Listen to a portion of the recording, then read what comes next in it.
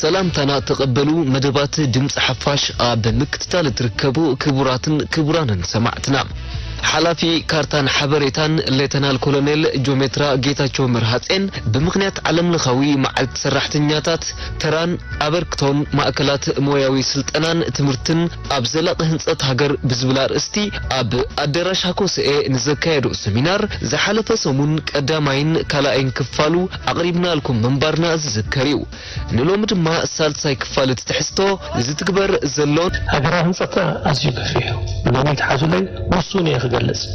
هجيجن انتينا نقول زلنا انتينا حزنا زلنا كابتي تتخلص دايس ارجع ندحرينا ازيا ببعطاوي مرسى قلوب الى خيداس بزارة حليفاس حملايت فورتو ادمارات بلالا تاي مالتي سلمن تاكي خمرسى قلوب تاي مالتي ارجع زي فتينات ازلنا كنسو حزق بالنا زريا نحنا كل شيء عنا انتهينا نقول إرترا a very strategic location الله إرترا ترى يكون خلوت زنكرنا أفريقيا نزل لنا يكون تاكستري عندها كين كان very strategic location دلونا الله السودان مسوز إحنا قرات سلة تراخد إرترا مسوز حتى قرات سلة تراخد إرترا تزقات زعبي location ترى يكون هزباي تزقى هزباي سلزي مرسى قلبوب أديبارة هو الحكومة صباح زلونا لمعتها مدبات وين معها import export أما آخر أفريقيا سرح تقولنا إذا صرنا زي تواصلنا الماكسيموم زي أتخيط كان مالتها 380 كيلومتر أسرع وصلنا من خسلة 400 كيلومتر بزيا كابور السودان نكارتون كتخيط نحكينا كان يكتوز ديا شو مونتميت أبزغا أكيد لا تطبق تواصل زلهم أب شو مونتميتنا 400 أب سرجع زلهمنا إنكالكيشن نكوست ما لا يقولون سلزي برودكشن زفتر 400 كيلومتر وسخ كابور السودان نكارتون تقيمالت نخسلة نزم برا أو ونقد بتهزا حاشية من يندهلك مسألة ويدمها ريتسيناي سلزي مرسى قلبو حدا خاطم كعابيون كسوفهم زقبهم بورتناي مالتي بقتون موصل نحدينا أب مرسى قلبو كبزتري وضو لهم طيواي خلالو جن أبز مسي انجينيري كونتور الاينمنت تحديث كازي كونتس الاينمنت نايزرجا مز مودرن تكنولوجي تخرخو له متى والتيو ستريت لاينز هاي بريدجز كنقبر كنكلالنا كنقرب دالنا تانل كنقبر تخنا تانل كنقبرالنا سلازي انت والتيو وتي سرجا نوحاتو تحصرو مالتي سلازي ابز تكنولوجي خناعتو قدناتيو كنفطو خنصله مالتي انت عايز ليكا ماليو تمالك ارحان كم زغون نجر كواهم زحبا إلا ساعتهم تم حدروا وصلوا ذلهم كميتهم زغون عقل ملكات مالتي انت غدا قد كم زحيجي خنقورت سنهانا أسمرا غاسع تلانك سرحان كله كنتور تغطاتي له خيط سلازي 6% دي 7% دي 8% دي اللي وشين نحلو 10 كيلومتر بر اور تخيط نحقنا حنتي ماكينة سعنات اللوة نخسر دي نازل لنا نخسر قال لي لا هنا هناتو بيزنس مانيهم صاحتكم سلازي ترجعتاتنا بستخالنا متن قفحن كالن كنسرح لكم كلالنا مالتي سلازي زي حد خاطن تقدسنا استراتيجيات رجعت سلسونا أما صنعت نركبالنا حد خاطن كتخوني مالتي أفعبتنا أغفا زي ترفيو تاريخها وموتاي نغفا نقول نجر تاريخها وموتاي كم سلسونا مع 6 عامات أو تعاقلنا سريحنا صلاتنا دخلنا كوت مبيسنا محاملة إرترا حراوزنا جينا خاين رسان كم سلسونا تزقبا أرجع كسر حل خلالو تاريخها وموتاتنا خايك خلالو مسحب نزخنا نجر خونالو زي مسحب كان بالشيء كله أصل زخنا المها كتر منتان أفعمت نقفا خلي مالتي كان مسوع قرراي درو كبازات بجسنا سقع قلبوف سقيا محمد ناس سرقيا سرحنا لنا مالتي تومسترفوناتهم انفراستراكشر سنبلو كاب مرسى قلبوف نقرراي زيت الرفي سلازي سرقيا زدمها موزوح نقراتي طامنا أستاذ كباز عنا قرراسي سقع 600 كيلومتر جماعة بحر لنا جماعة بحر مهلا وراي يكون زقدس مهلا وقدس كمالتي قدم كرادم دحنتني حجري بدحريو جماعتهم مدواتي أبز خوابزي كاب فلكت عبي فلكت رؤوس كاب عبوتو كاب كامجو كاب وزت زلو عبيتي ما كيف بحر زفوسو أب جماعت كتسوس قاقرون بتخلال لك كي قانونكو سبع مريت أبز خوابزي سقع 300 هكتار على مالتي 300 هكتار بروبرلي بزن دليو زلنا تمرتن فلتتن كلا خالد توسيقو خسر حدار كينا 60 3 كنتال بر هكتار نركبه إذن ده رهيبنا انتهي لنا مالتي لازم نفسنا خيلها سكالا نقبر نخل بزي بوغن تنال ما نخل مالتي سلازي أمريتنا دلو زقاتا فوبر لهم تقوموا لنخل ኣብዚ 600 ኪሎ ሜትር ከ ማልያ ደብሉ ቱሪዝማዊ ፀጋን ከምኡ ድማ ሃብታዊ ፀጋን ኣለና ጨው እንታይ እዮም ዝብልዎ ጻዕዳ ሃብቲ ወይ ከዓ ጻዕዳ ወርቂ ይበሃል እዞም ክትቀበሉ ንኽእል ብደቡኻ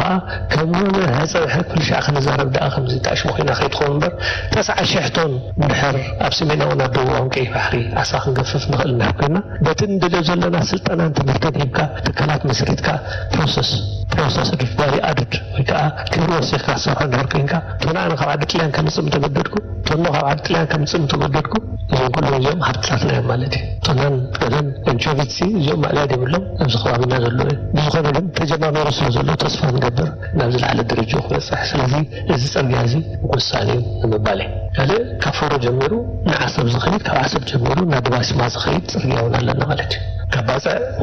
598 ኪሎ ሜትር ኣለና ማለት እዩ ግን ካብ ፈሮ ተበጊስና ስለምንታይ ተቐዳመይቲ እስካዕ መርሳፋፅና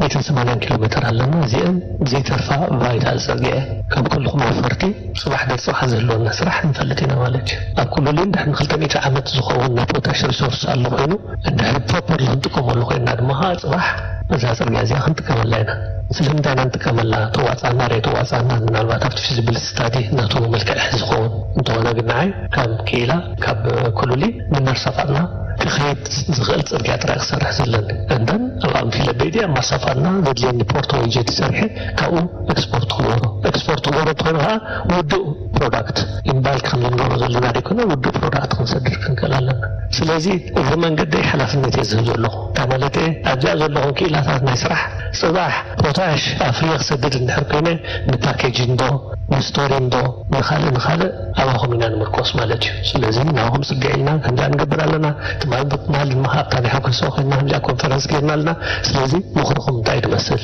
ሬልዌይ ክንሰርሕ ኢና ካብ ኩሉሊ ናብ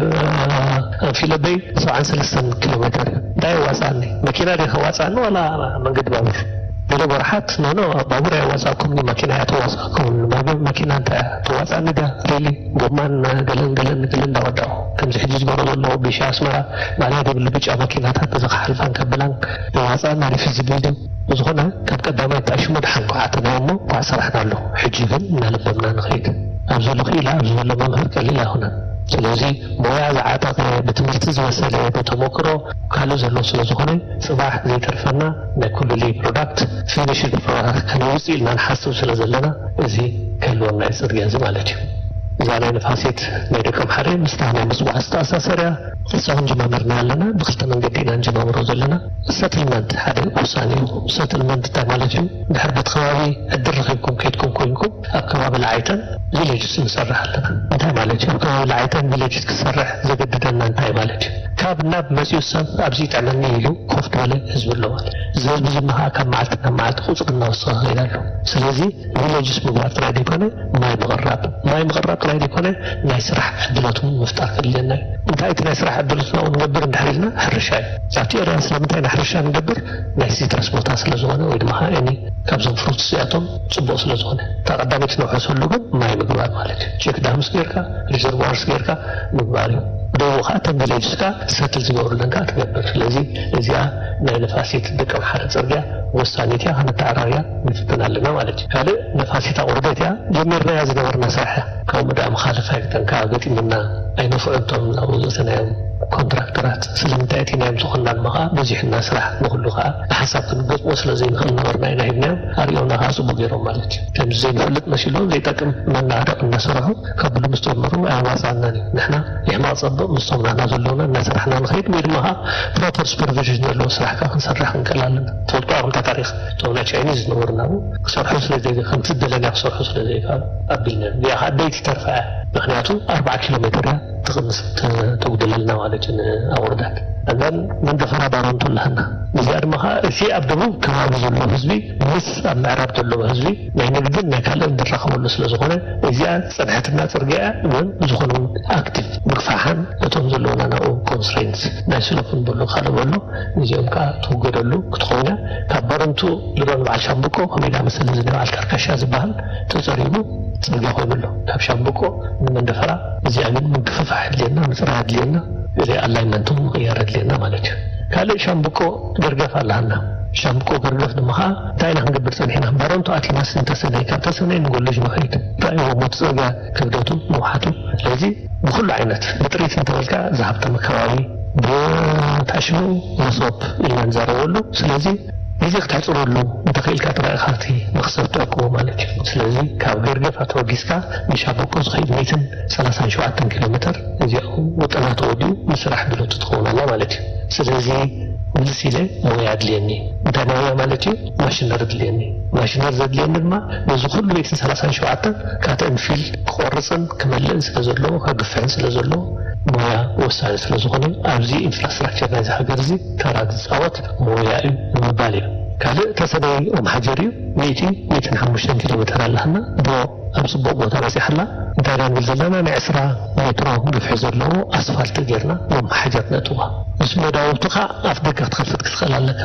ብዝኾነ ነገር ስለዚ ዕድል ናይ ሰላም ልዕላውነት ርግጋፅ ጌርና ሃብ ኣለና ፅባሕ ከዓ ዕድል ናይ ቁጠባ ክንከፍት ክንክእል ኣለና እሞ ፅባሕ ምስ ጎረባብትና ንሰርሓሉ ፅርግያ እዚ ናይ ኦምሓጀር ስለ ዝኾነ ኦምሓጀር ጌርካ ከክንዲ ተሰነይ ትኸይድ ብገርገፍ ገርገፍ ካትካ ሻምብቆ ጌርካ መንደፈራ ጌርካ ነስመራ ዝሓሸ መንገዲ ስለ ዝኾነ በዚ መሪፅና ንሰርሕ ኣለና ማለት እዩ እዚ ምናልባት ማለ ኣብዚ ዝሓለፈ ፊናት ወያነ ንበሎ ወይ ካብ ምኻት ኣንፃር ወያነ ሓደ ካብቶም ዓበይቲ ግደ ዝተፃወተ ስራሕ እዩ ኣብ ውሽጢ ወርሕን 2 ሰሙን ዝተወደአ ናይ ጉልጉላ ሪቨር ማለት እዩ ጉልጉላ ክመፅእ ከሎ ክረማት በቲ ዘሎን ተማዓሊ እዩ ዝጠማመት ነይሩ ስለዚ ዜራ ኣቕረባ ወያነ ስለ ዝነበረ ወያነ ጠሪትና በሎ ዋላ መሬትና ክንብላይ ተፃወተሎ ነይራ ማለት እዩ ቅድሚ ኩናት ምጅማሩ ግን ኣብ ውሽጢ ወርሕን 2 ሰሙንን እዚ ናይ ጉልጉላ ሩባ በሊብሪጅ ተሰሪሑ ሰራዊትናን ህዝብናን ጥሪትናን ክግላይን ክንቀሳቀሳ ስለ ዝኽኣላ እዚ ሓደ ዓብይ ስራሕ ተሰሪሑ ተወዲኡ ማለት እዩ እንታይ ንምባል እዚ ግን ሞያ ዝዓጠቐ ክእለት ዝፈለጠ እንተዘይነበረና ኣብ ውሽጢ ወርሕን 2 ሰሙንን እዚ ስራሕ እዚ ኣይምተሰርሐ ኣብዚ ዝሓለፈ ኩነታት ድማ ዓብይ ቅያን ግደን ከዓ ኣይምሰርሐ እዚኣ ሓለፍትና ወሎ ሰራዊትና ወሎ ዕጥቅና ወሎ ገለ ወሎ ሙሉ መዓልቲ ማይ ምስ ሓለፈ ተፀጢሑ ዝውዕል ነይሩ ክንደይ ሽግራት ኣጋጥም ነይሩ ዝኾነ ግን ተፈቲሑ ሳላ እንታይ ሳላ ሞያ ሳላ ክእለት ማለት እዩ እዚ ኣብ ጊብዶ ንሰርሕ ዘለና እዩ ጊብዶ ሓድሽ ብሪጅ ንሰርሕ ኣለና ሓድሽ ዳም ከዓ ክንሰርሕ ኢና ማለት እዩ ጊብዶ ኣብ ዓሰብ እያ 24 ኪሎ ሜትር ካብ ዓሰብ ሪቓ ትርከብ እያ ከምቲ ትፈልጥዎ ሓደ ካብቶም ብግዜ ጥያን ተሰርሐ ፅርግያ ኣንደበት ፋይል ገይሩ ፈሪሱ ማለት እዩ ፅባሕ ምስ ኢትዮጵያ ዝህልወና ርክብ እዚ ፅርግያ እዚ ክንሰርሕ ንኽእልና ስለዚ ድሮ ኣብ ምስቃል ገርደር በፂሑሉ እዚ ከዓ እንታይ ንምባል እዩ ሞያ እዩ ክእለት እዩ ስለዚ ተራ ናይ ክእለትን ናይ ሞያን ኣስተናያዕካ ድረ ኣይኮነን እዚ ኣብ ገርገራ ዝነበረና ናይ ዓበይቲ 72 ሜትሮ ብሪጅ ዝስርሓሉ ዝነበረ ኣብ ብሪጅ ማለት እዩ እንታይ ትፅብቑ ዓበይቲ ፒር ጌርካ ስንብስኻ ክኢልና ክሰርሕ ንኽኣልና ናይ 24 ገርደር ክሰርሕ ምኽኣል ቀሊል ኣይኮነን ማለት እዩ እዚ ሕጂ ንሰርሖ ዘለና ኣብ ገርገራ እዩ ዓበይቲ ብሪጅ ክልተ ዓበይቲ ብሪጅ ኣለና 12 ሜትሮ ቁመት ንውሓት ዘለዎ እዩ ስለዚ ኣብ ፅቡቅ ሰጊሙ ዘሎ እዩ ከም ዝኣመሰለ ኣብ ስራሕ ገርገር ክንሰቕለሉ ጀሚርና ኣለና ማለት እዩ እዚኣ ከምዚ ኣምቢሽን ከይትኸውን እያ እንተገባህንን ግን ኤርትራውያን ዜጋታት ይኹም እንታይ ንሓስብ ክትርእይዋ ንምባል እብላ ዘሎ ኣድባዕዳ ቤት ግርግሽ ሪንግ ሮድ ንሰርሕ ኣለና ማለት እዩ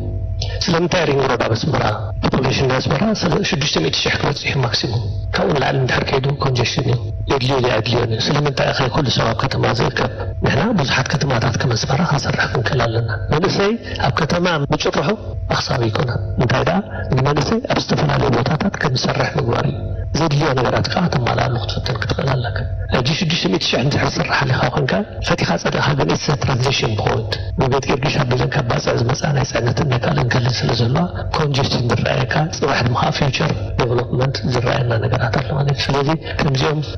ፍላይ ክሎቨርት ኢልና ንፅውዖም ኣለዉ ከም ሞያ ክንተኣታትዎ ክእለትና ክንመዘን ፅባሕ ከዓ ክንሰርሓሉ እዋናዊ ድያ ሕጂ ኮነትን ካልእ ዘረባ እዩ ምክንያቱ እዚ ማዕት ብሱል ሰብ ኣሎ ዋፃና እዚኣ ሰሪሕና እዚኣ ክብለኒ ኸዝኾን ተዋፃና ንፈርኣድያ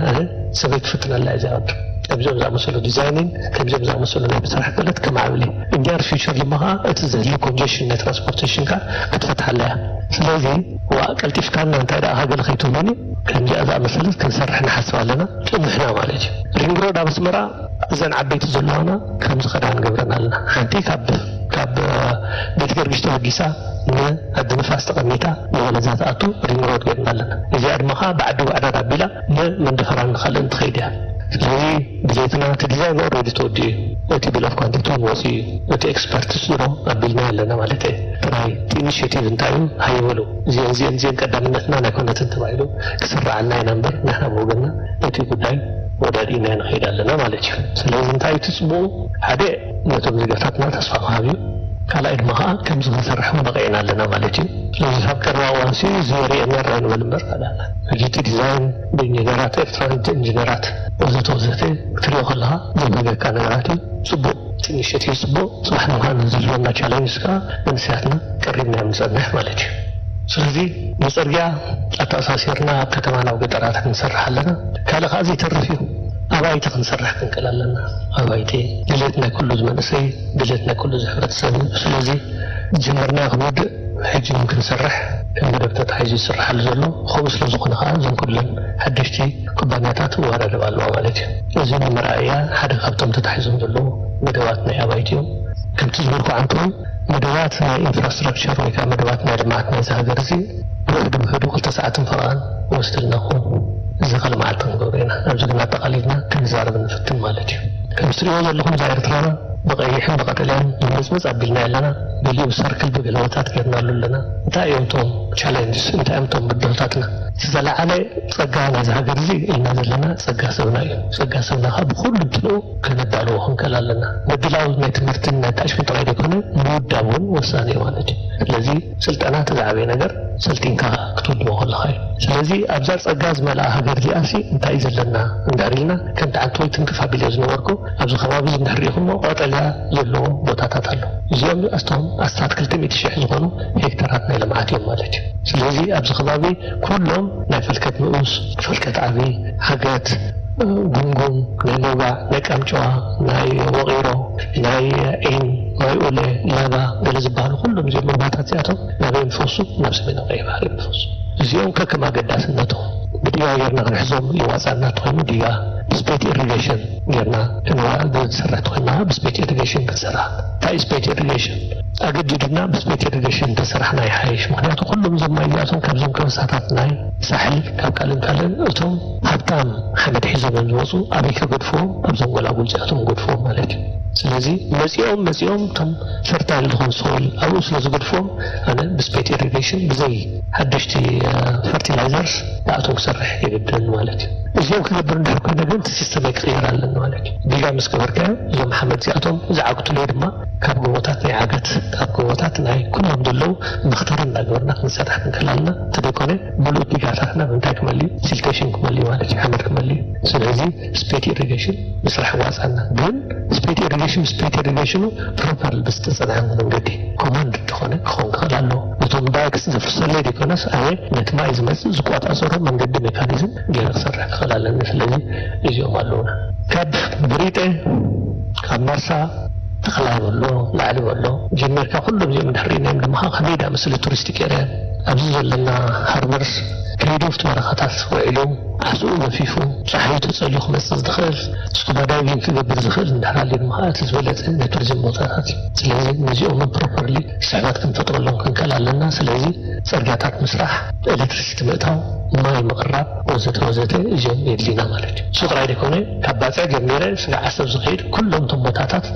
ፈርታ ኣለዉ ሶይል ገባሃል ዘለዉ እዚኦም እውን ተፀኒዖም ኣለዉ ማለት እዩ እንታይ ኢና ክንገብር ንኽእል ኣብ ደቡባዊ ቀይሕ ባሕሪ እንድሕር ኮይኖም ዝኾነት ማይ ክነልምዓላ ክንከል ኣለና እንታይ ነልምዕ ኣብ ደቡባዊ ቀይሕ ባሕሪ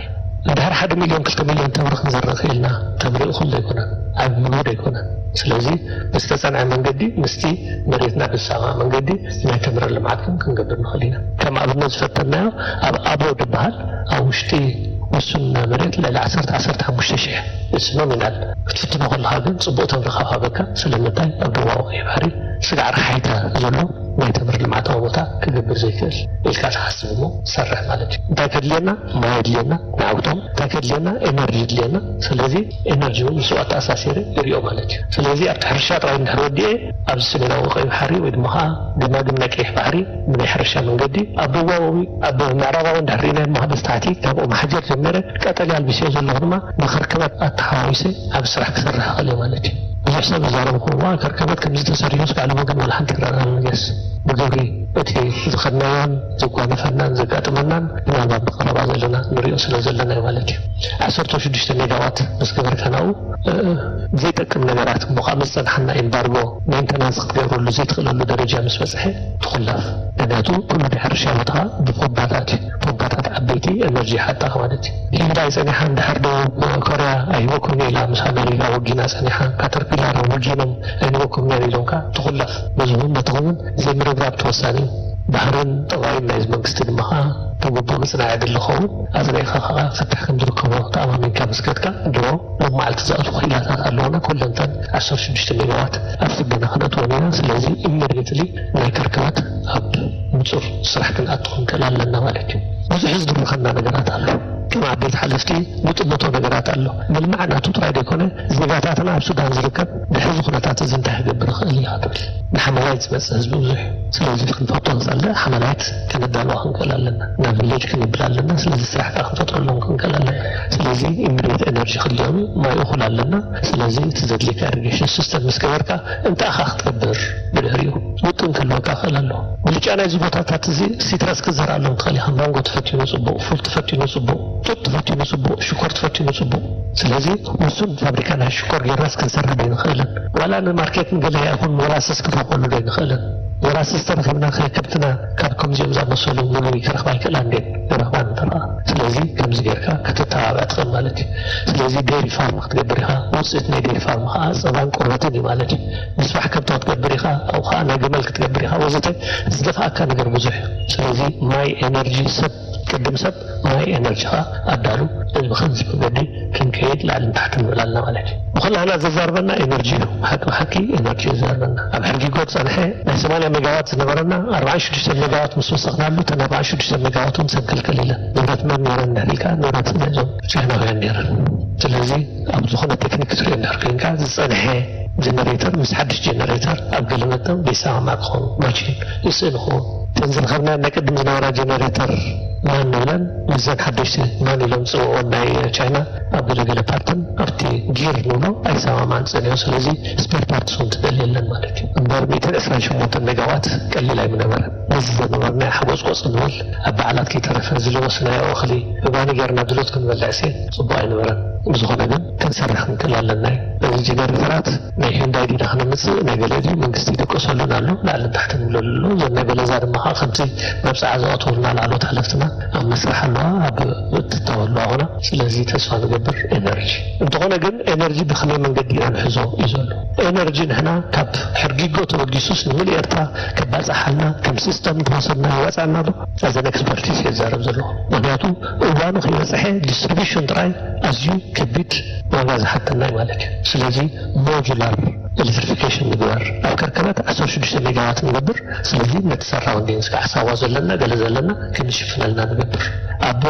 قلو كمو 16 ميجاوات نحرقيركا نزحج زلونا معسكر معتر بولو معسكر قلوب بولو حرشانا قلوب نايدي بولو وزيتزم تقصم سنعون حرشاتات مركوز كيركا كتالب معتقل مالتي أبكبابي مرسفاتنا حدنا إنرجي نحرقيركا السود مها مسنا كله أتغاليلو زي سكع يرفالي كبل اللي خير مالتي أدفانكو أتغاليلو سكعهم حجر زحزلل يقبر شو كلهم تلاقبهم اليوم ترمال إنرجي زارنا له بلج أتاتبنا لنا انت لنا سولار لنا وين ده إنرجي لنا سبوت سرحنا له خان ده كله تيجي تنقسم كلنا ما زي ناي ترمال إنرجي خال لنا مالتي أو على زلنا ترمال إنرجي بروبر لهم تقوم لنا مالتي ስለዚህ ኤነርጂ ሆፕ ኣብ ዝቐረበ እዋን ተስፋ ንገብር ምስቲ መንግስቲ ኣብ ታሽም ዝገብረሉ ዘሎ እቲ ኩሉ ንኩሉ ንሕና ኤነርጂ እዚ ኤነርጂ ዝመሃ ከም ፋብሪካታት ከም ሓለፍቲ ናይ ትካላት ኤነርጂ ዘይብልኩም ኩሉ ታሽም ክትገብሩ ከም ዘይትኽእሉ ተረዲና እዚአን ከዓ ፍታሕ ግን ከም መደብ ተታሒዙሉ ዘሎ እዚ ሞጁላር ኤሌክትሪፊኬሽን ዝበሃል መደብ እዩ ባሕሪ ድማኻ ብመሰረቱ 90,000 ቶን ኣብ ዓመት ክንጥቀመሉ እንደን ጨው ክንጥቀመሉ እዚ ንብሎ ዘለና ትማሊ ፅቡቅ ስራ ዝሃበና ክቡር ፕሬዚደንቱን ኣብ ባሕርና እንድሕር ነዳዲ ኣሎ ኮይኑ እዚ ከዓ ብፍሕር ንኸውን ፅባሕ እምበር ስለዚ ወርቅን ጨውን ፖታሽን ጥራይ ደይኮነ ነዳዲ እንድሕር ወፂኻ ዋ ተስፋ ንገብር ስለዚ ንከምዚ ፃዕር ስለ ዘሎ ሰፊሕ ናይ ልምዓት መደባት ሒዝና ንኸይድ ኣለና ማለት እዩ ኣብ መደምደምታ እንታይ ኢና ንብል هاجرنا زلوا مأكلات سلطنات تمرتن أبيت هاجرنا تسأل من زوج سنصت هاجر من تخلو هاجر نبيت هذا الرجاجز تمرتن موان سلطنان بقص عادتنا تجمع جميع بعطوب مرحب قدنا إن تخلصه ساينسين تكنولوجين بجزء زمقانو زلكع جمجام كبر اللي جبا حسب مسكلسنا مرحب قدنا بوضو كل يوم علم توجه هذا الله تكنولوجي يسقون يزلوا سلازي بجزء زمقانو كلنا مزمنا ونا مسؤولنا تأسسرنا مسؤول نعطانا خنكيد كنكلالنا كلاي جسقاسن بقعتن تمرتن موان سلطنان وحسم أنت خون مشاركة زخنا من سرتاتن تكلاتن حجر رأي كلون زملا لا حلفنا توتن أبقعتن عينتن تمرتن كزم تايجب بين سرت تمرتي حلفنا توصيدو خير يكبوني لازم بلاتفورم هذا مدرخ خلوه خلالو لا لو تحلفتن بس تمرتي تزول كوي عداوان طلبن فلت خلالو نامينا ترند ماناجمنت ترى نحن خندي ماناجر سوتلينا ماتريال ماناجمنت ترى زرعنا تمرت مالتي كندي يدلينا سيرفيرس مالها زي هلو يمرو كندي إذا أخلاق نسمس اللودون إنه سيرفيرس كندي يوصي خسر هجي مو أنا تمرتي توماس سنتيو أب هيفي ميشنري أب ميتال أب ماشين شوب أب كل يوم إلكتريفيكيشن أب كوتاسي زرزرهم بالبلسز هوني وتم كلنا من ملكة انتقالات مس منستر تمرتي بشارة قوينا بلاتفورم فكرة نساتن بروغرامن استراتيجيين كيس عقبان نفس وكف منستري كابتك باراتا من عبارة أو سبكو بكسر حاله أكون في منستري سوزن انتقالاتنا همان بداية قبل الله خالك كام سحاتت كان محتت مسحب كان أمونغو زلون فلت عيان تأشمو ما يتمرت أدلرينا ينفلت رخيمنا ينفلت أنه لك كم يرى أخذ معمل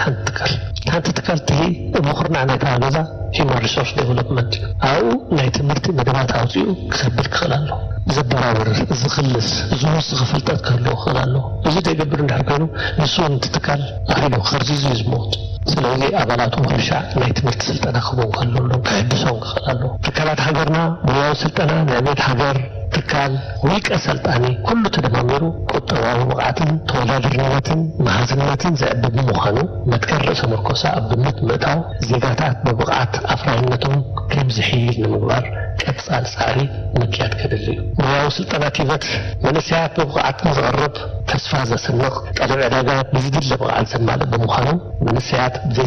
سرع زخارز زهموت كيف الدر مستزان عنستو دم من قدي محيال مياه سلطنة كبرات عنه سرعة تمرتي منسيات زلوهم حيال عقلي أقمت نتاو فلتات ببقوانو كدلب زغل متشوك فوت عدل تمرتي بايتا خساتر مدرخ زطلبون منسياتنا تسفازة سنق سلزغني بيعتو كسات لحرلو يقبا كنتو بوطاتنا زلو دي تمهاري نيدحن ديتو أراها نيدحنيمو أمو داتا يغني اللي عاوتنا حفاش بس كبراتن كبرانن سمعتنا سالساي كفال نايتي حلافي كارتان حبريتان ليتنال كولونيل جوميترا جيتاچو مرهاتين بمغنيات عالم لخاوي معالت سراحتنياتات اب ادراش هاكو سئي بستاتستيكاوي اهازات سئلاوي مبرهن زتفلاليو فيديوتاتن اسمنيو نابتساتفتي السمينار زقربو عميقن امازانن مغلصي ابزخن زازم